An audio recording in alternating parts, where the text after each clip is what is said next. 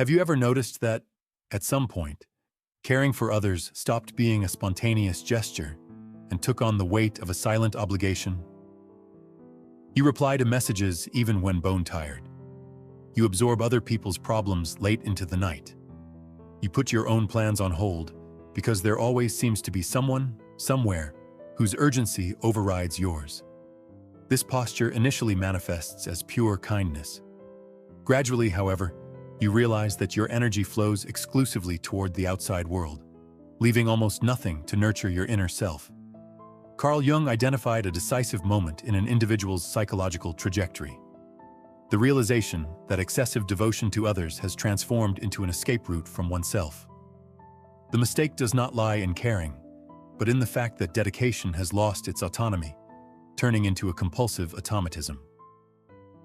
The desire to interrupt this cycle signals maturity and self-defense, not coldness or selfishness. It is the sign that a dimension of yourself, long neglected, is crying out for attention. This content does not aim to teach detachment or emotional distance from those you cherish.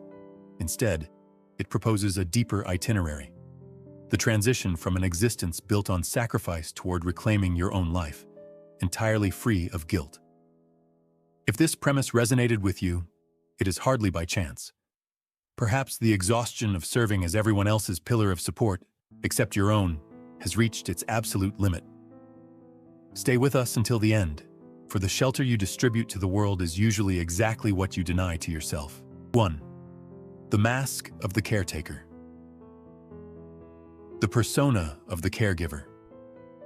There is a social role played with such fidelity that it eventually becomes mistaken for our very identity: the function of the universal caregiver. From childhood, many learn that utility attracts affection, that submission avoids confrontation, and that prioritizing the demands of others secures a safe place within the group. This mechanism did not originate from a weakness of character. It was born as an adaptive strategy for emotional survival, a mechanism so effective that it ended up concealing its own artificial nature. Carl Jung called this social face the persona, the mask we shape to interact with society and ensure acceptance. The persona serves a legitimate function in daily life. The real danger solidifies when we alienate ourselves within the mask, reducing our entire existence to it. When the caregiver persona monopolizes your relationships, support loses its spontaneity and begins to operate as the sole metric of your personal worth. Jung famously stated that he who looks outside dreams, he who looks inside awakes. Under the dominance of the caregiver persona, attention remains captured by external demands. You decipher the exhaustion on a colleague's face before they even complain. You absorb the distress in a silent room. Yet, when faced with an honest question about your own well-being, you will likely need time to formulate a sincere answer.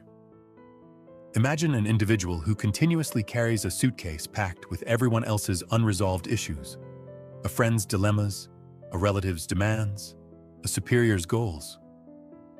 The volume increases gradually, almost imperceptibly, because each single concession feels insignificant. Only when the weight becomes paralyzing do they realize that the accumulated burden exceeds their own strength, and that no one actually demanded this solitary overload. Clinical literature records the case of a woman admired for her unrestricted generosity. She remembered important dates, anchored others through crises, and led emergency resolutions. In a moment of absolute candor, however, she confessed an inability to remember the last time she had requested support for herself. The mere attempt triggered physical discomfort, as if violating a hidden directive: that providers of shelter do not possess the right to be sheltered. Focusing on oneself at this initial stage preserves legitimate empathy. The goal is to discern the boundary where authentic altruism ends and dependence on the social mask begins. It is the difference between extending a hand out of free choice or acting under the sheer terror of what might happen if you refuse. 2. Enantiodromia. When overcaring turns to resentment. One of the fundamental psychological laws mapped by Jung is enantiodromia, the principle that any pattern driven to its absolute extreme inevitably converges into its opposite. Suffocating zeal breeds emotional distance, An obsession with control flows into chaos, and unrestricted dedication to others, devoid of self-respect, transmutes into a silent resentment. This process operates through subtle accumulation. The first concession brings satisfaction. The second feels right. However, after hundreds of episodes of self-denial, internal harmony becomes corrupted, even if the surface continues to display smiles and compliance. Core to Jung's teachings is the idea that transforming darkness into light requires the prior recognition of the repressed emotion. The resentment caused by overgiving is precisely this repressed force, suffocated because it is deemed inappropriate. After all, conventional morality condemns feeling frustrated toward those we love. Repression, however, preserves the energy of the emotion, which begins to leak out through small daily fissures, an involuntary bit of sarcasm, chronic fatigue with no medical basis, or a sudden fantasy of walking away from your routine without leaving a trace. Think of a riverbed that welcomes the currents of every tributary but lacks an outlet of its own. Initially, the river merely rises. Over time, the lack of drainage causes the waters to overflow, flooding the banks and undermining the very vegetation it intended to nourish. Boundless care works identically. The same dedication that should nurture a bond, when deprived of reciprocity and boundaries, saturates and erodes the relationship it sought to preserve. A man shared that, after years of serving as the financial and emotional bedrock for his family, he began to harbor a chronic irritation toward the very people he protected. The reaction puzzled him, as his conduct remained flawless.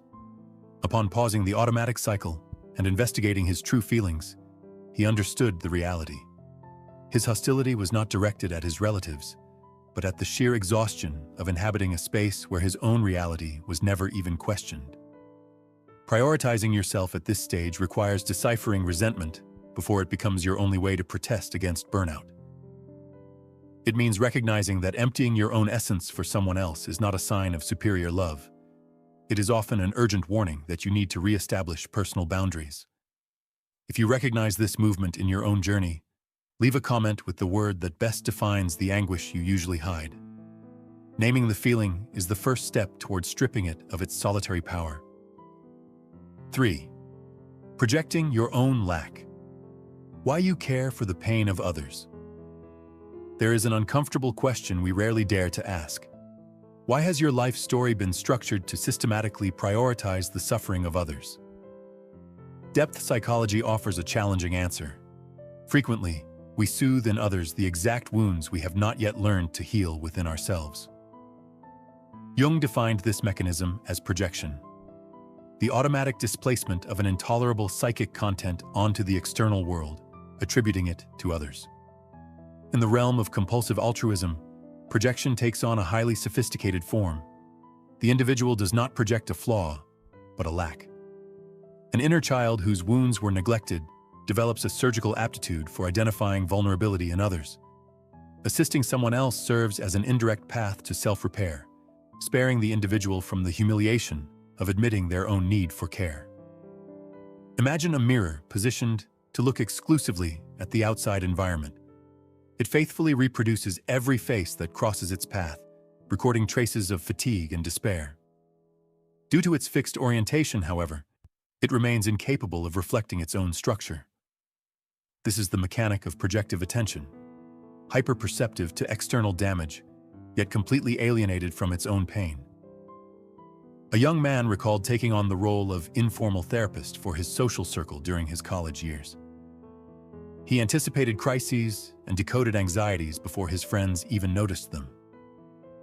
Years later, the analytical process revealed the genesis of this sensitivity, a childhood marked by the need to monitor the mood swings of adults to safeguard his own safety.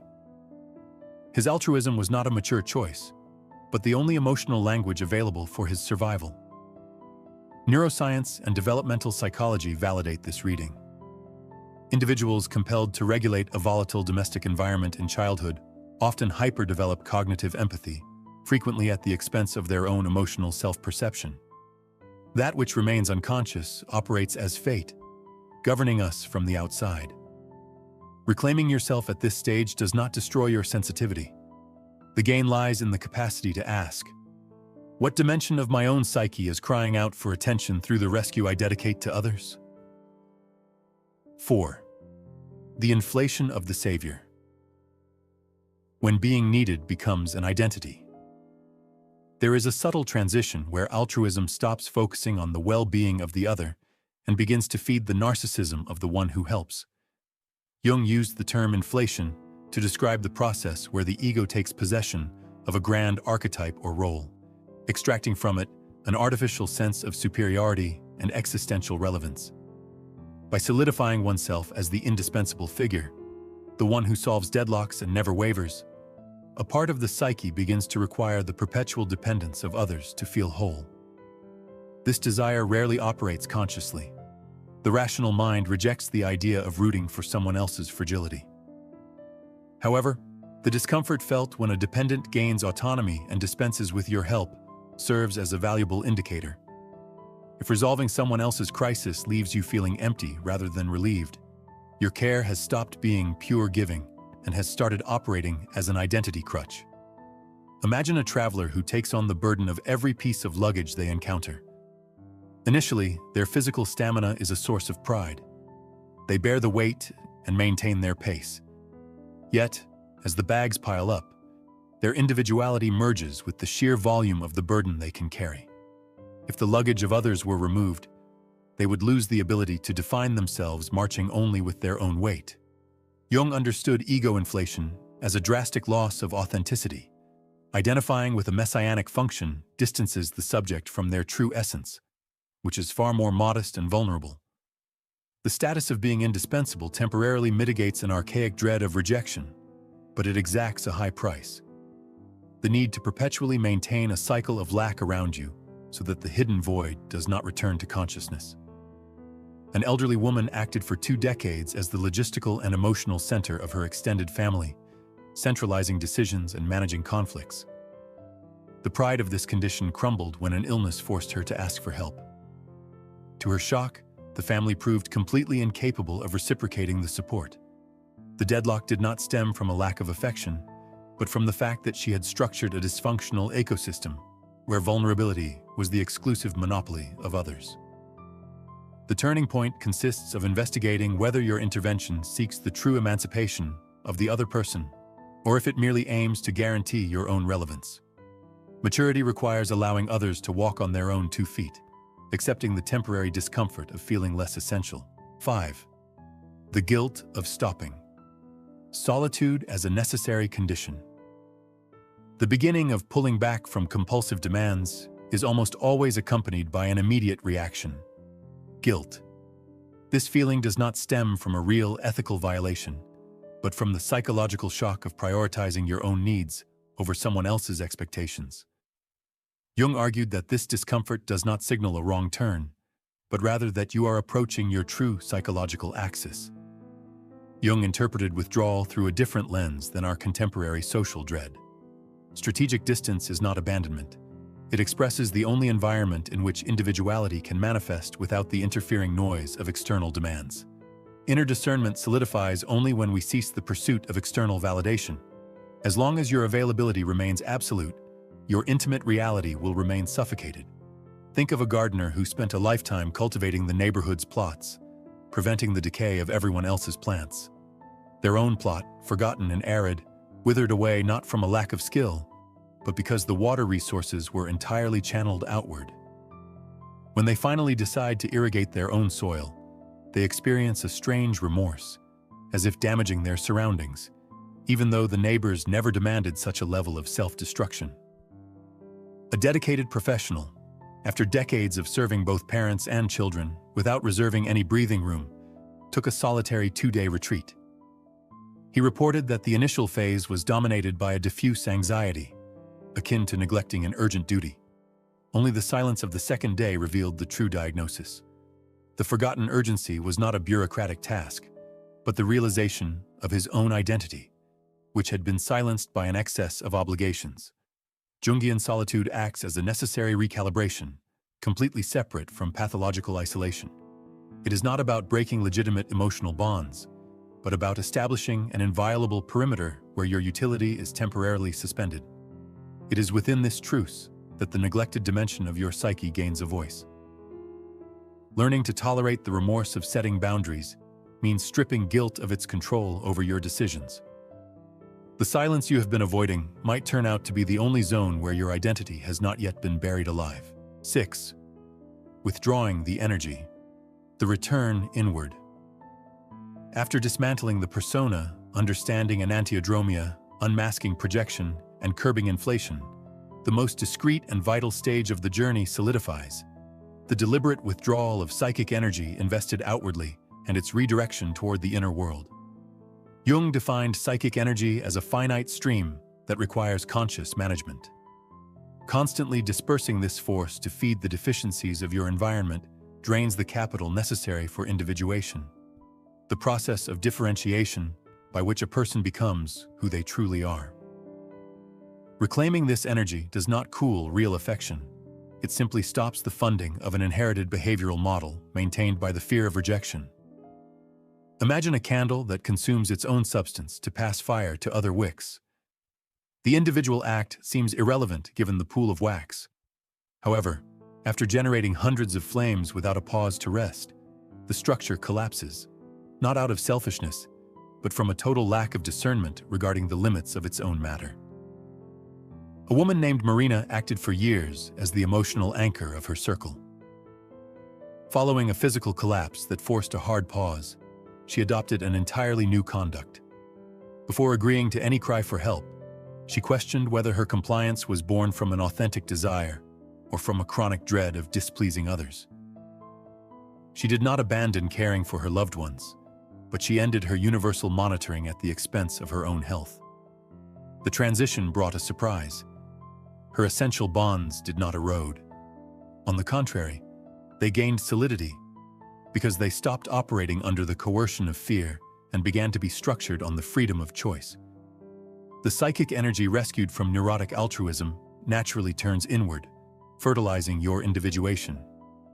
This return solidifies in daily micro-decisions, a boundary verbalized without excessive explanations, rest detached from the logic of earning it, and an attentive look at your own deficiencies with the same rigor you once dedicated to the world.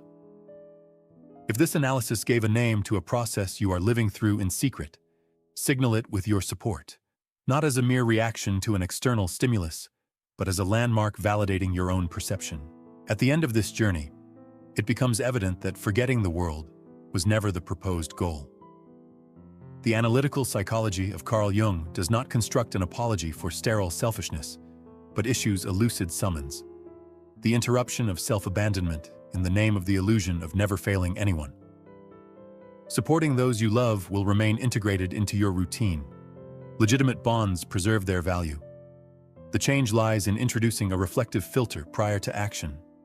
Is this giving stemming from my integrity, or does it reflect a terror of loneliness if I choose to stop? Achieving wholeness completely dispenses with adopting a hostile posture. It merely requires that you stop equating personal erasure with authentic love. By watching over yourself with the same seriousness you dedicate to your environment, the weight of circumstances lightens, simply because you have abdicated the burden of carrying the world on your shoulders. If this content touched the dimension of your psyche that manages everything except yourself, share this message with those who share this exhaustion. To follow this itinerary of returning to your axis, join our community. The purpose is not to forge an optimized version for the consumption of others, but to stop deluding yourself among them once and for all. See you in the next video.